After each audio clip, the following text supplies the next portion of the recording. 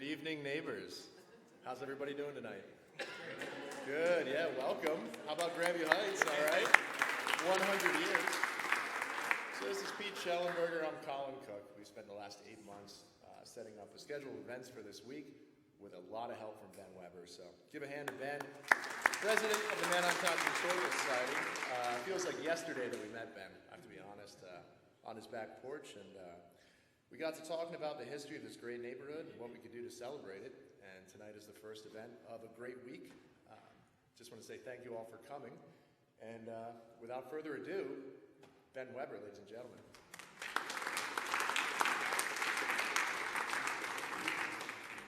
Good evening, everybody. Last call, move forward. There's going to be pictures, there's going to be maps, diagrams, you're going to want to see it. I don't have binoculars to pass out. So my name is Ben Webber. I'm an almost lifelong resident of Manheim Township. I've never been a resident of Grandview Heights, though. Oh, I'm getting some shaming already. Come on. I'm the president of the Manheim Township Historical Society, and as I was asked earlier, are you a historian? No, I'm a civil engineer. Okay, so a civil engineer talking about the history of development. Cool, very, very interesting. So I work for Lancaster Township. That's not Lancaster City, in case you didn't know. So I have an interesting perspective on development, especially in this time frame. Grandview Heights was not the only development in the 1920s, or even prior to. In Lancaster Township, there were two others that started in that same time frame. One is School Lane Hills, you've probably heard of. The other is Hamilton Park, which was started by the Hamilton Watch Factory to provide housing for their own employees. And in large degree, that was some of the same model of what happened here at Grandview Heights. But something really special happened at Grandview Heights, right? And it wasn't just the streets, although the streets helped. It wasn't just the sidewalks, although the sidewalks helped. And it wasn't just the trees or the beautiful houses. It was something very different. And I'm so, so happy to Carol Gifford, your township commissioner, for this proclamation that they are putting forth on the agenda tomorrow night, right? So flood that meeting room. Tell them that you want that to be passed. I'm redacting some of it, but the last few things are really the best. Whereas Grandview has evolved over many decades while remaining a family-driven neighborhood, fostering an inclusive environment where everyone, regardless of background, feels valued and respected. And whereas residents of all ages look after one another, developing relationships and stories that form the backbone of Grandview. And whereas the neighborhood, originally developed by Samuel Slaymaker, now includes more than 700 houses and almost 2,000 residents in homes nestled closely together along tree-lined streets. And whereas volunteers have spent countless hours preparing a celebration of the history, people, and neighborly values of Grandview Heights, therefore, let it be resolved that we, the commissioners of Manheim Township, with sincere pride in our neighbors and friends, declare today a celebration of 100 years of Grandview Heights. Isn't that awesome?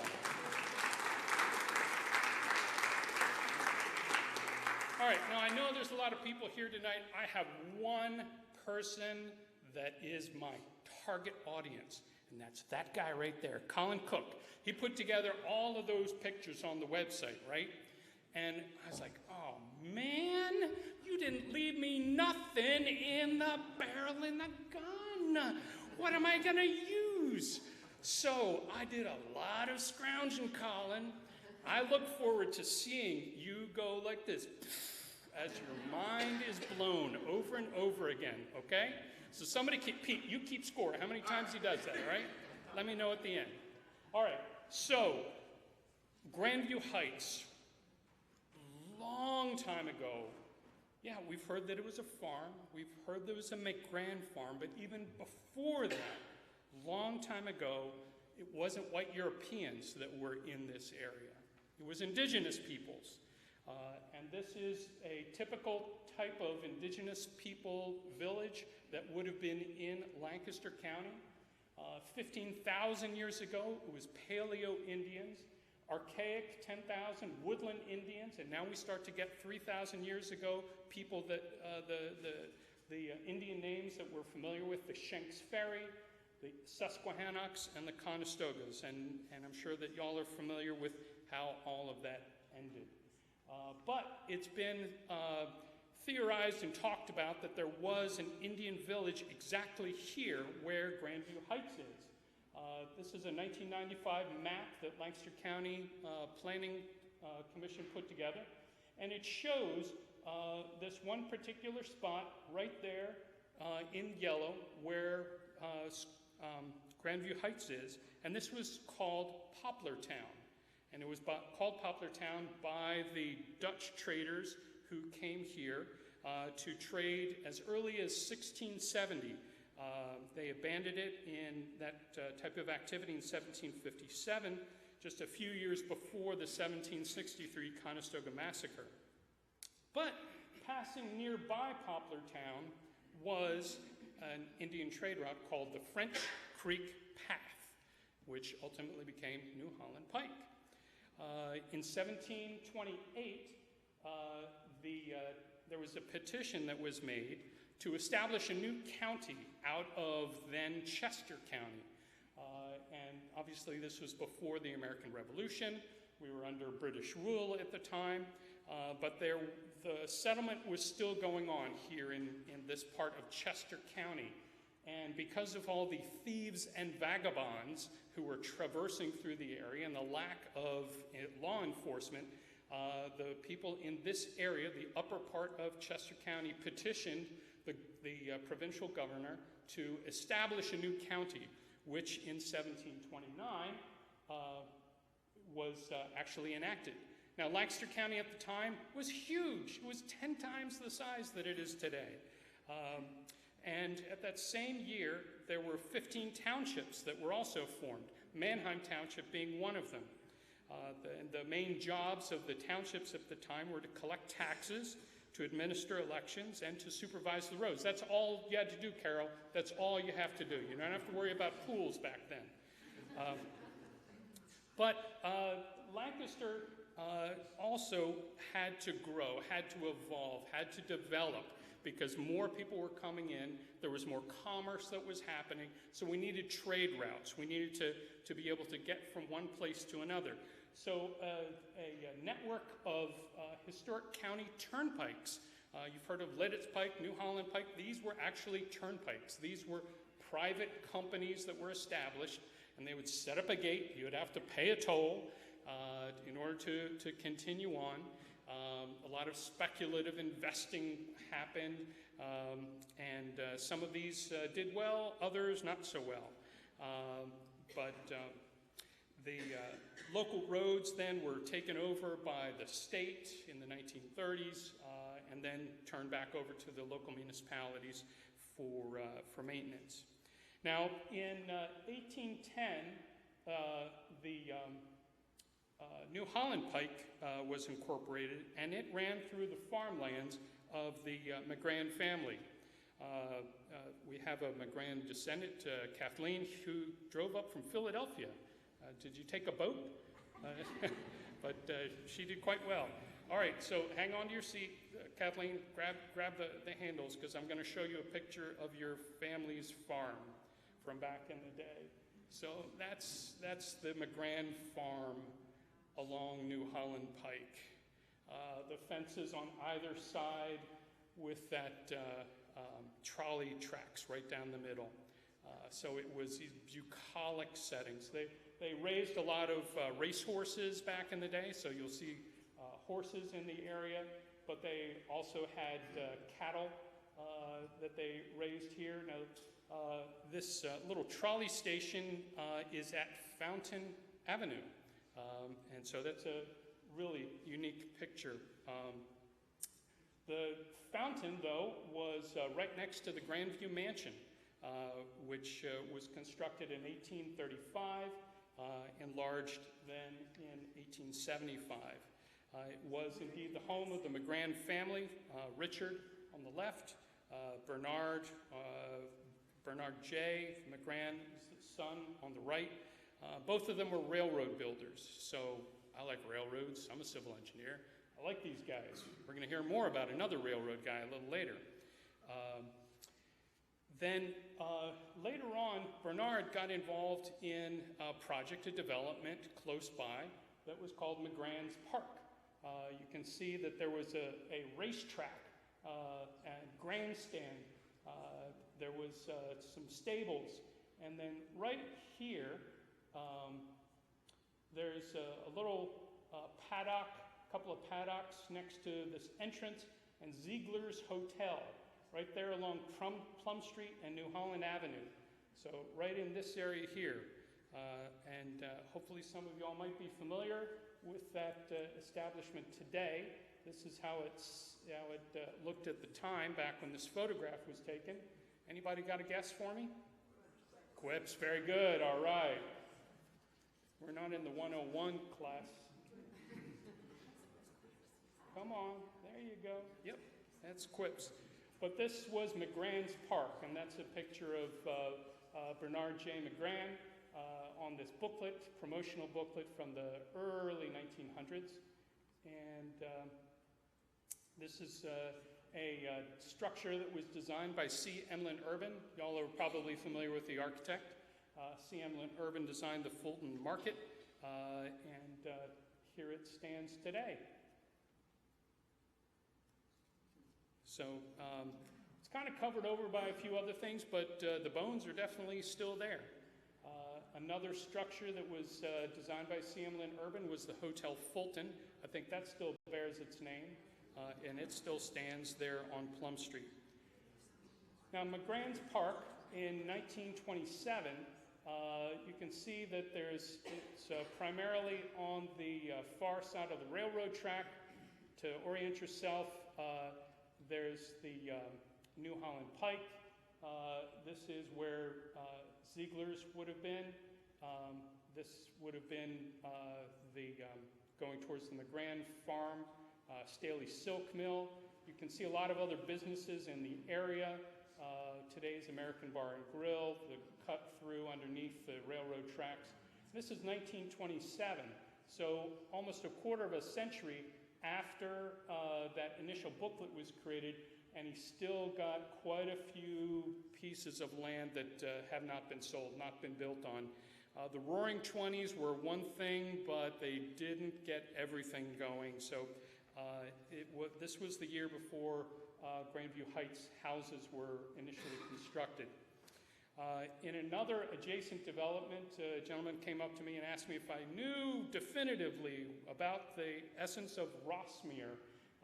And I know that there was a Rossmere Hotel, and it's a map up there of the Rossmere area.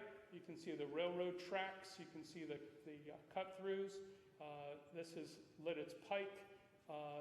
That's Marshall, comes over to Juliet, and down Fountain. The Rossmere Hotel was built in 1899. It was a very plush place, quite the establishment for lots of dinners and entertaining and lodging.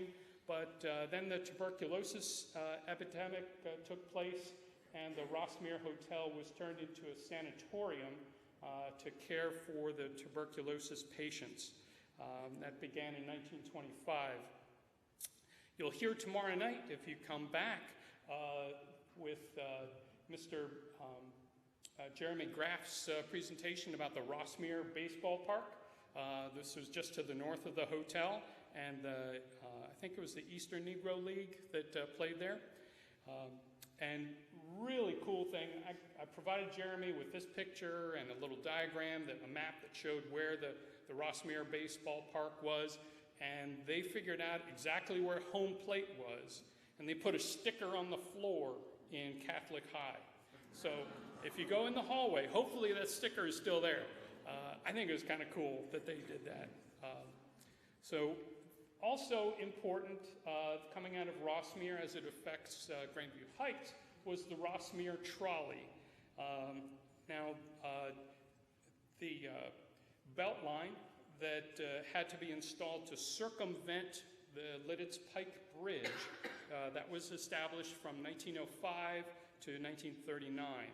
The Pennsylvania Railroad Company didn't believe that their bridge was strong enough to carry a trolley, so it was maneuvered around, navigated around, so that the trolley came through Fountain Avenue. And we have a couple of really cool pictures of that. It came out of the city on New Holland Pike, turned onto Fountain, and then onto Juliet and Marshall. Now this picture is of, as you can see, McGran and Fountain, today's New Holland Pike. The roads seem wider even than in today. I'm not really sure where the edge of the pavement is here, but that's McGran, no trees, no buildings. That's Fountain, no trees, no buildings. You can see the trolley tracks, but the trolley car is off in the distance. If you got a closer look at the picture, you could pick that out. Then at the other end of Fountain is this beautiful picture of, this is heading north out of Fountain. On Fountain, the trolley car is making this bend, and it's going right along where that white fence is. Y'all are familiar with that white fence at Pleasure and Fountain? And it's always bothered me that Catholic High, the building, had this odd bend in it. But now you see why. Because the trolley would come down Fountain and make this turn. So the tracks were there, these houses were there, and they had to put this bend in the building, which engineers don't like. So, but that's the reason why. The Rossmere trolley then continued on to Juliet Avenue, and in front of Lancaster Catholic High School. These are the same houses that you see in this picture here. They're still there today. This house right there is also on the south side of Juliet. Interestingly, the Rossmere trolley made a sharp turn then to turn onto Marshall, and this house with the turret is still in existence, although I can't get a decent shot. They wouldn't let me take the tree down to take a picture of that turret. And there's Lancaster Catholic just like it is over there. Another fascinating structure that still stands today is Rossmere School. Now Rossmere had only 4 classrooms, and it also served a lot of non-educational purposes. It was designed by C. Emlyn Urban, built in 1906, and replaced the Pleasure Road School building that was on this very spot since 1859. In later years, it served as a school for Upper Laycock Township. It served as an American Legion post, a teenage dance hall, a temporary place of worship for St. Matthew Lutherans, Lutheran Church, and a meeting space for a Boy Scout troop. Now, Pleasure Road. What an appealing name of a road, right? Colin has various theories, none of which I agree with, but those are his. But doesn't it make you want to take a trip on Pleasure Road? Where does it come from? All right, so time for a quick rabbit hole chase down Pleasure Road, and we're going to start off with some maps. And the first one comes to us from 1853. Now you can see up here, this is Lidditz Pike, and this is the Golden Triangle that we all go through. You see the toll gate number 1 of Lidditz Pike. You've probably seen Toll House Road right there. Colonel Stambaugh. All right, let's see if we're in the 401 class. Who knows what the current name of Colonel Stambaugh's house is? Current name? No, you fell for it. It's called the Stockyard Inn, formerly Annandale. So get the rest of the map and you'll see this really cool display of the rest of that. So, all right, back to Pleasure Road. And it makes those typical turns that we all know and love.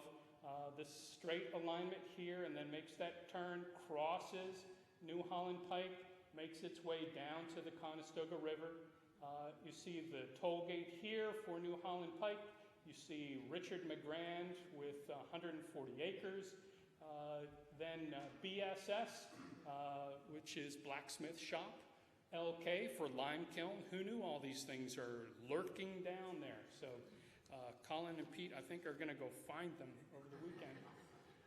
So let's skip ahead to see what else we find on a later map.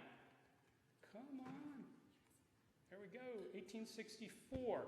Stanbaugh is still there. Fordney has popped up as a property owner in the area. You've probably heard of Fordney Road as being an alternate name for Pleasure Road. Somebody's got to... Carol, can you get that sorted out? The 2 names.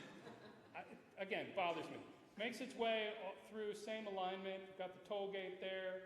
Makes its way down. Lime kilns there. Blacksmith shop, maybe not so much, but it gets down to the Conestoga River the same way it did before. 1875. Fordney has moved, and he now occupies a structure. It's an Italianate farmhouse that Community Basics owns on Pleasure Road, and it's quite a lovely thing to see. PRR Company, they took over the Annandale structure that James Buchanan owned for a little while. That's now the Stockyard Inn. The alignment of Pleasure Road still makes its normal way. And now we got that schoolhouse. Pleasure Road Schoolhouse makes its turn. Still got the toll house come down to the Conestoga River. All right, 1899. We now have the trolley line that's shown there on Marshall and Juliet.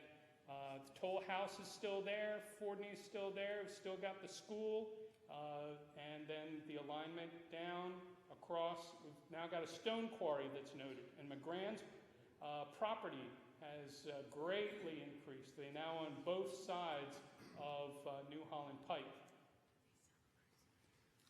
Then 1940, we start to get into our aerial photographs, and you can see Pleasure Road is same alignment that it always has been. You see the beginning of some of the structures, the homes here in Grandview Heights. This little triangle with Cameron and McGrand and, what's the other? Janet, thank you. They're not really sure what they're going to do with that at the time. So it's really interesting what pops up there. But we've got Schaefer Elementary that's been built at that point. And then we've got the remnants of a quarry.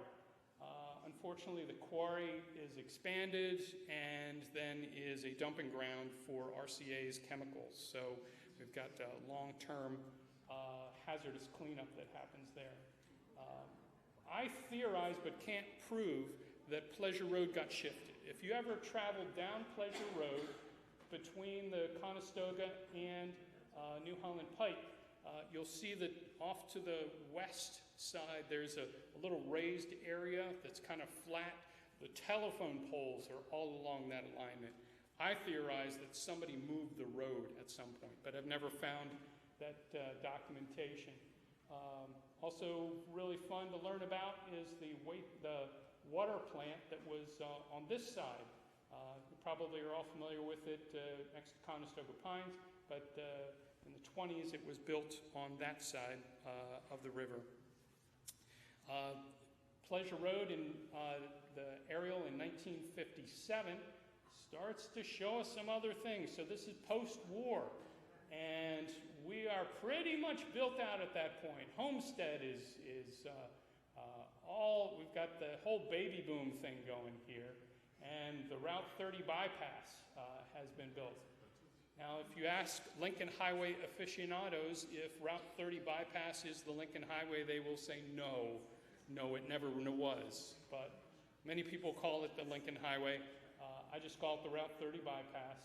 And isn't that interesting, the configuration of these, the cloverleaf until it got rebuilt.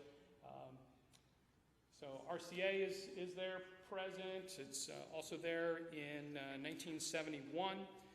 You'll see the farms are all disappearing. Someone mentioned to me the farm here that disappeared then ultimately as well for the Celadon and Grandview Strand, I think it was called.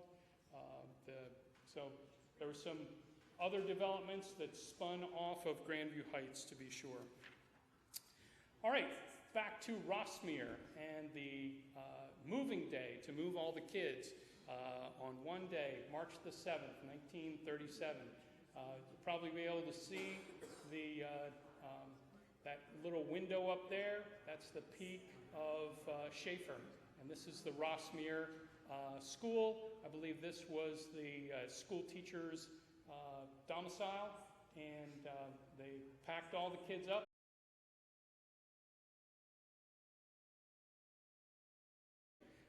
But apparently the floors in the Rossmere Elementary School were oiled on a very regular basis, and a lot of parents were concerned that it would cause a fire because there have been other fires of other schools. So they wanted to get the kids into the new school as soon as it was built. Obviously it was the Manheim Township School District that put this school, that built Nathan Schaefer. And it was named in honor of Pennsylvania's third and last superintendent of public instruction. He was so designated, served for a period of 28 years. He resided in Lancaster while in office, but he was born in Berks County. He was also a graduate of Franklin and Marshall, and his obituary appeared on Christmas Day, 1927. All right, let's get on to the Sleighmakers. All right, Sam, are you present? I don't think he is. So Sam is a friend of mine, and he gave me gobs of stuff, not all of which I could fit into the presentation, but it really rounded out a lot of things. So 400 acres, obviously, purchased in 1925. That's why we're marking the centennial of the development this year. Purchased by Samuel R. Sleighmaker. That's the great-grandfather of Sam Sleighmaker, who was a local attorney and just recently retired executive director of Historic Rockford. The Sleighmakers were originally of Salisbury Township. The White Chimneys home that's there, a very historic home.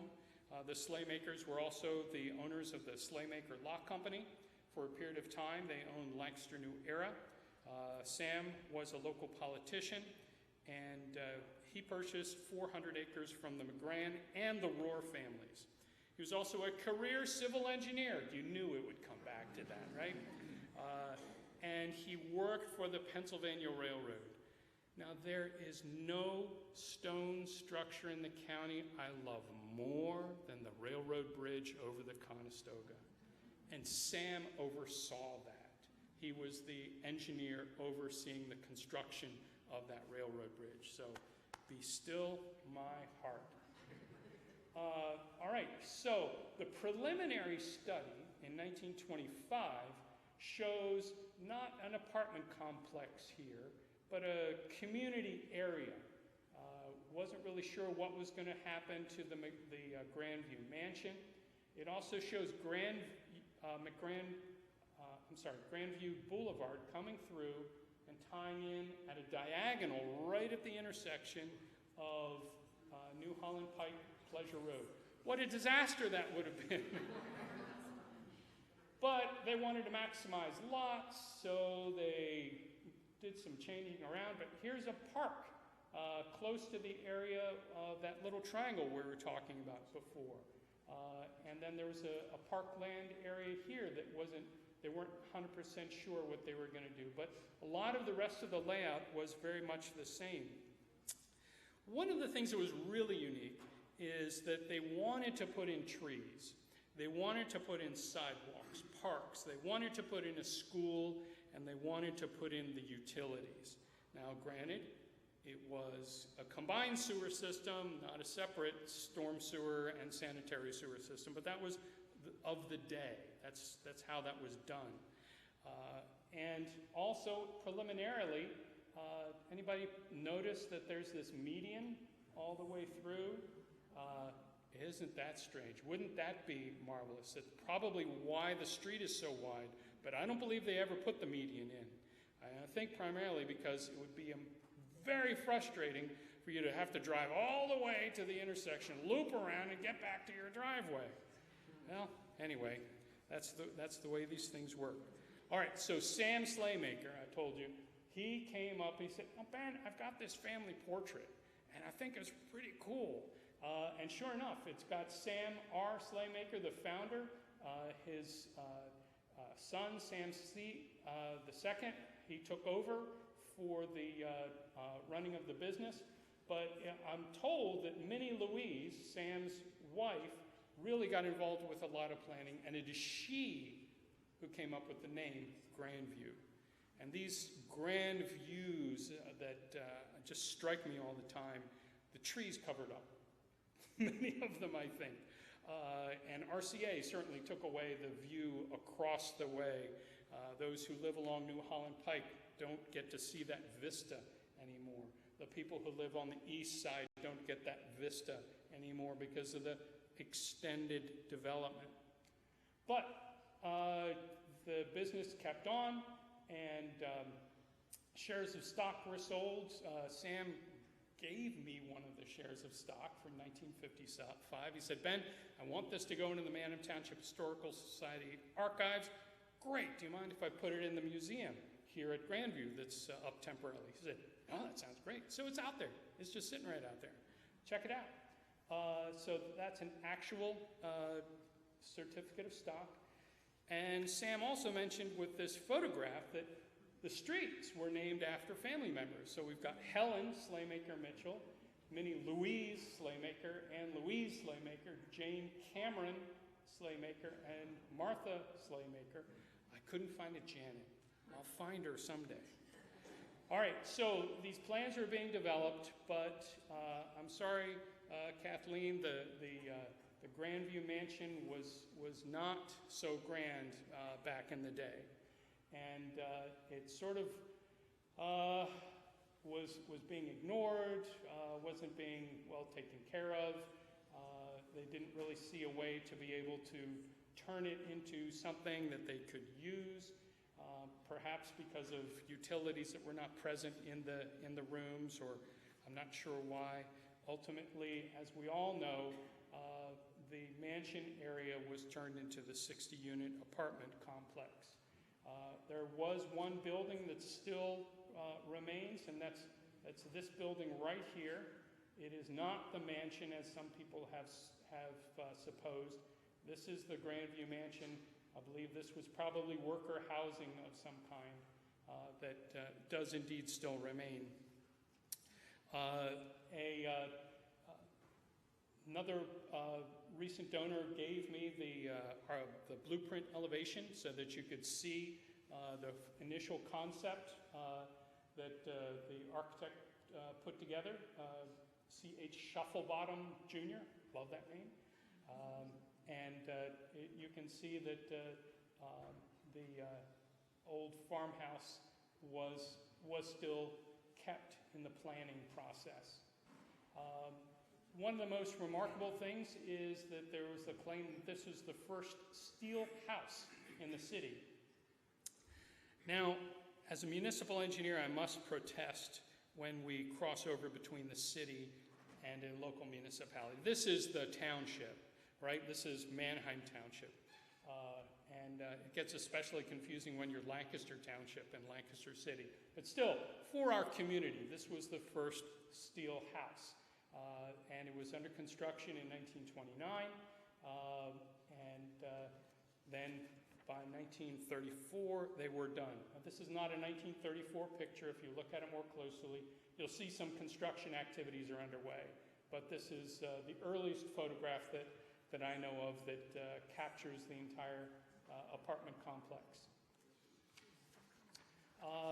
Installed there in that triangle is this marvelous little wading pool.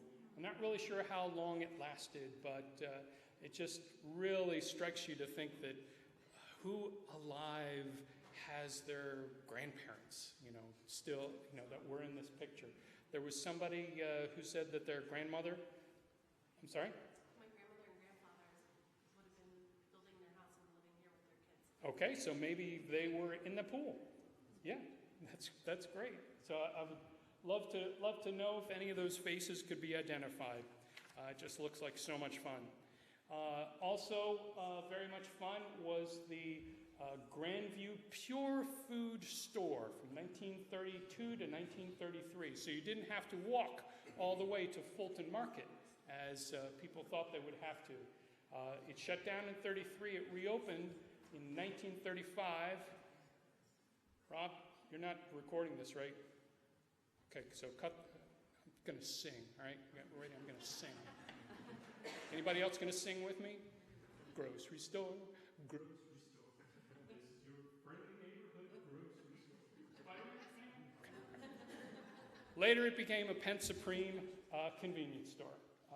So it was used by many people for many times, for many years. Grandview Heights Community Methodist Church initially faced that away. You probably know that if you're in the congregation. And certainly, there's a lot of pictures and things to examine there on the display table.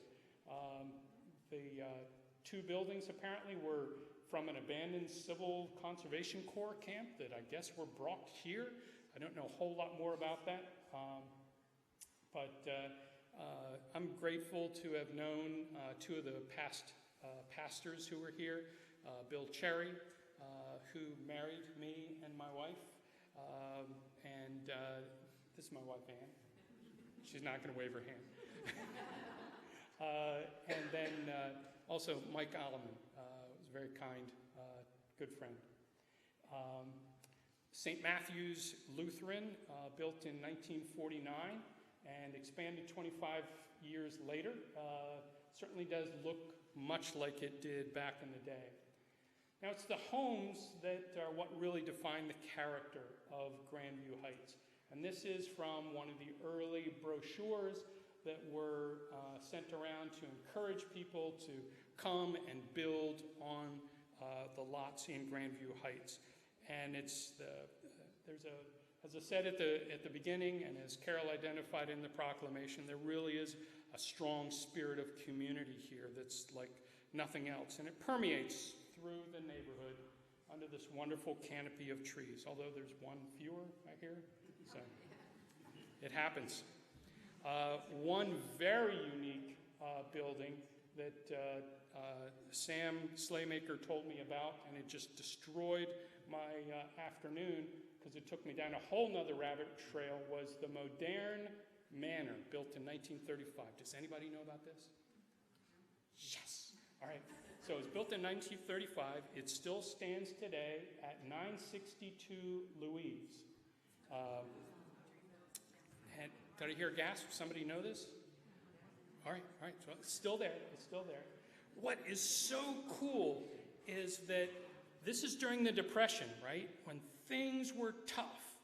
And the Slaymakers reached out to a variety of people in the community, and they put together this house using donated materials, donated work, donated furnishings, and they built this incredible structure. And they put together a brochure all about it that listed all of the donations, all of the prices of everything they did, and then they had these marvelous multi-pages in the newspaper. There were probably 10 or 12 full-page things about the Modern Manor, 1935, from its groundbreaking to its construction, to all the different decorations and the rooms, the rumpus rooms. Anybody know what a rumpus room is? No, it's a little recreation room for kids knocking around and making a rumpus. And then in 1985, I think it was, 87, there was another updated newspaper article about it. So if you want to take a look for that, that's in the LNP archives, or as soon as Colin gets his grubby little hands on my flash drive, he's probably going to be uploading some of this stuff to the website, which is incredible. I mean, if you haven't looked at that website, the grandview100.com, you're missing out. Okay? Yeah, yeah. I'd like to say I gave you all the history stuff, but you and I both know you did some of that yourself. Come on. All right, so somebody else that I reached out to who just went berserk is Greg Scott. Anybody know Greg Scott? Local architect, historical architect. There's nobody else who knows architecture as well as Greg Scott in Lancaster County. Big aficionado of C.M. Lynn Urban, John Warner, several other guys. He and I are collaborating all the time, and so I said, I think this was just Sunday, I called him. I said, hey, Greg, what do you say about running over to Grandview Heights, just off the cuff? What do you think of the neighborhood and the architecture? And he sent me like 45 photographs, and then he spent an hour on the phone with me. And he's yammering away, and I'm trying to take notes. So this is highly condensed, all right? But Greg Scott wanted to point out that that Grandview Heights overall is a really nice mix of single-family dwellings and duplexes. Dutch Revival, Colonial Revival, Tudor Revival, French Eclectic, and English Cottage. And I have no idea what any of those terms mean, okay? Engineer, architect. But he did say these garages, some of which are attached and some are not. He pointed out, which I already knew, that the detached garages were typically done because of insurance purposes. Cars would explode back in the 1920s. So insurance companies wanted those to be separate from the house. And then later, cars became safer to store on your property, and the garages were then attached. But they're also generally single width, very narrow, and they have carriage house doors for a lot of the older garages. Now this house he said it's essentially a brick box. Okay, sure. It's got a peaked roof, nothing too phenomenal, but it's got some really interesting ornamentation. It's got this very prominent porch out front, which can easily be attached on. Lovely door, and then matching arched windows with completely unnecessary decorative keystones. So it's a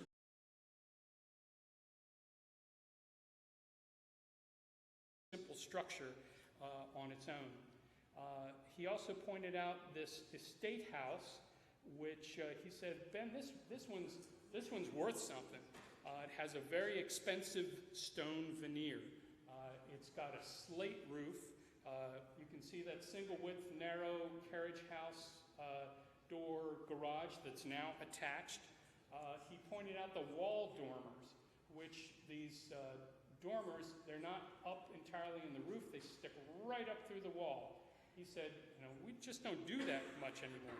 And then he pointed out this beautiful elliptical transom over the front door with the daylights. I really like talking to Greg because I'd never noticed this stuff. He also pointed out this neo-colonial with these scuppers that very top, so that transfers the rainwater from the top to the downspouts. But they're a little more than what they actually need to be. So they sort of serve as earrings to the house. So just a tiny little bit of jewelry. This house next door has the Dutch gambrel top to it, and it has a pent roof and a lovely side porch. The front porch is everybody figuring out where this is? So somebody should speak up, if they don't want their house talked about. But this is just beautiful, beautiful.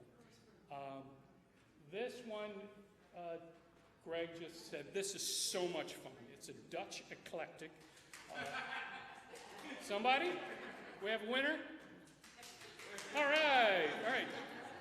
So Greg may be knocking on your door. He wants to move in. But he just loves this chimney up front, these accent pieces, both the stone as well as this brickwork that's up there. entryway up front. He said it just looks so charming, so warm and friendly, very human. You know, it just is beautiful. The smaller houses, I think someone was talking about the lower energy costs. You know, maybe Grandview Heights will hold its value, increase its value longer than some other developments with more modern, large places that will be costly to heat and cool. This one just looks charming and cozy. And what's that?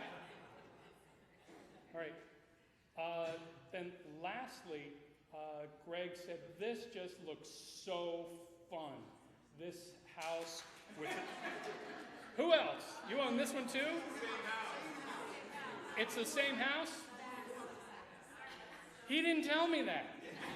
Architect, engineer. All right.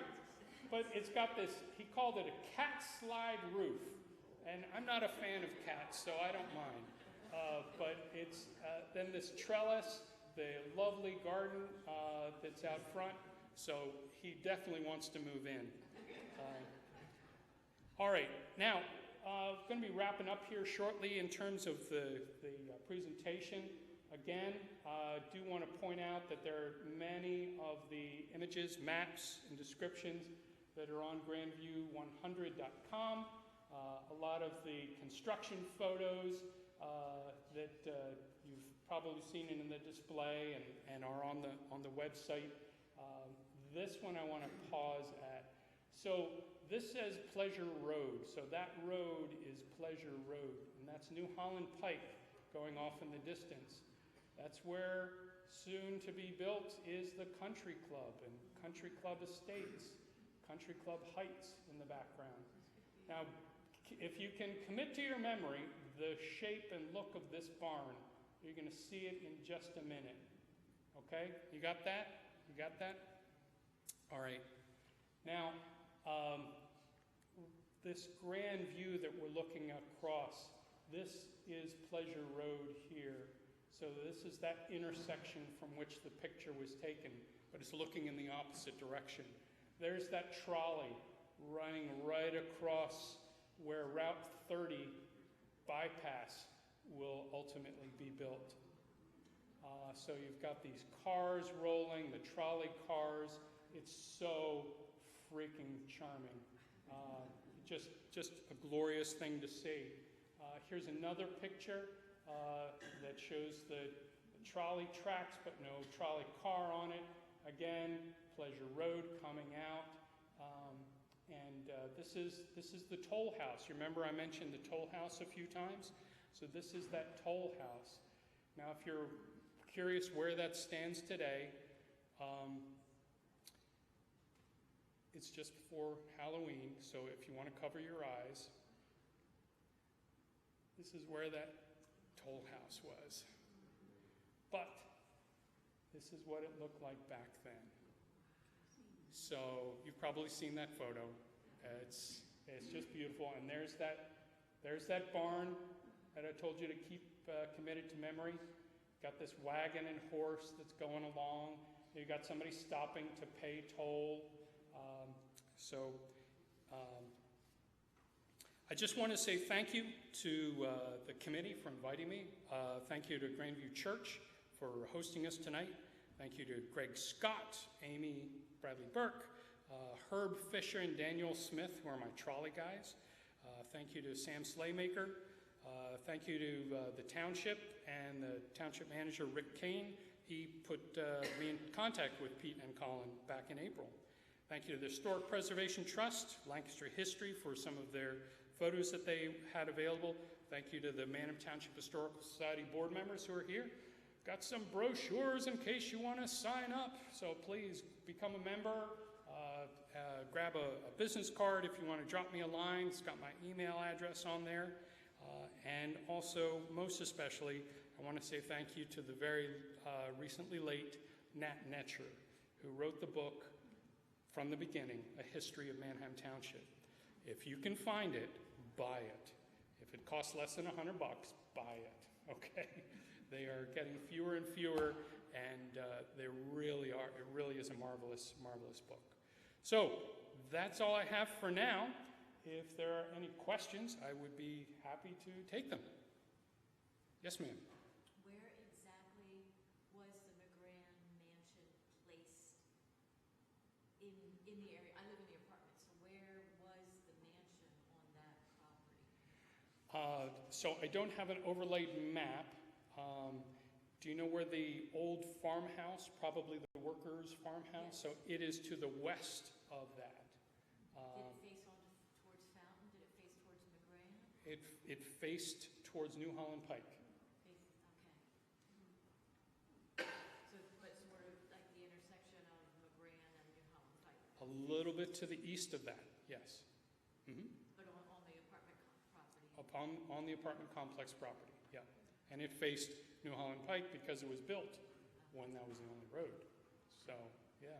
And where was the Rossmere mansion? The Rossmere Hotel, it was about where, what's that low-rise office building? 630 Janet Avenue. 630 Janet Avenue, thank you. Okay. Any other questions? Yes, sir. You mentioned the arches and the stones and what I think of as an aqueduct, but it's the railroad bridge across the Conestoga. Yes, sir. And I think too it's one of the most beautiful structures. But every time I go by there, I just want to talk with someone about the lack of maintenance. Plants and trees growing out from between the rocks, as if no one cared about that structure. The cost of removing that vegetation from the side of that bridge would be astronomical. It really would. And I think we've seen a big shift in terms of maintenance, in terms of climate, and in terms of the introduction of invasive plant species in our community. So we are so normalized to all the junk that's growing along Route 30, that's growing along 222, that's growing along our local roads. Sorry, Carol, but there's just not enough money raised from taxes to care for all of that. And our climate has changed, so things that didn't grow well before are growing well now in these incredibly fertile soils that we have. People don't understand the invasive species that are around them and don't want to take the time to remove them. So in transportation facilities across the board, maintenance of vegetation is just fallen by the wayside. I'm sorry to be kind of a downer, but yes. It would just shut down the railroad system. I mean, I can't imagine that no one really cares enough or has any funding to just cut those trees that are growing out from between those rocks. I mean, we know it's destroying That's a good question, is it? But let's get back to Grandview Heights. Yes? Yes. I just want to make sure I wasn't stealing anybody's hand. I have a question about the time between Poplar and the McGran farm, and the reason being is I have some family history actually on Grandview. My sixth great-grandfather raised his family of 9 children on this land, but I don't have much more information other than 1 or 2 maps. But it seems like Jacob Nisley gave the land, Grandview, to my sixth great-grandfather, Valentine Metzler, who's my first ancestor to the United States from Switzerland. But I was curious if you know anything about that time between Poplar and the Grandview farm, because from my family's history, it sounds like it was my family farm, but I don't really hear much more about that. My familiarity with Poplar Town as it ended is very brief. I'm sorry. I only have a few references to Poplar Town, but I'm sure that others have done more research. Chip is nodding his head, so he's he's also a board member for Manheim Township Historical Society. So. Lovely. Thank you for that connection. Sure. One other Absolutely. thing to mention too about the Conestoga Indians.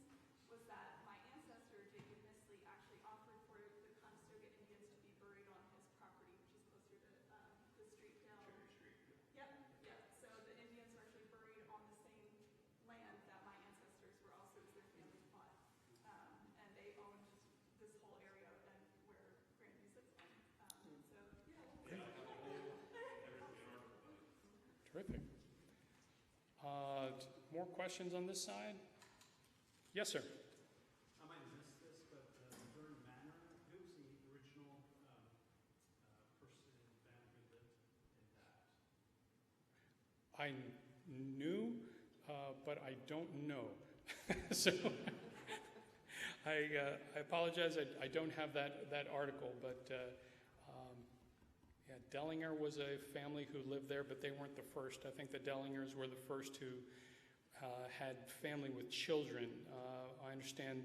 My recollection is there was a couple who lived there who were did not have children, or maybe their children had moved out, but it was a politician, local person of prominence, but I can't recall the first name. I'm sorry. Can you say again where that whole house is? Where? You sure? What's there now? You want to see it? Okay. So that's approaching from Grandview Heights, coming up to the interchange. Oh, okay, gotcha. Yeah. Thanks. Yeah.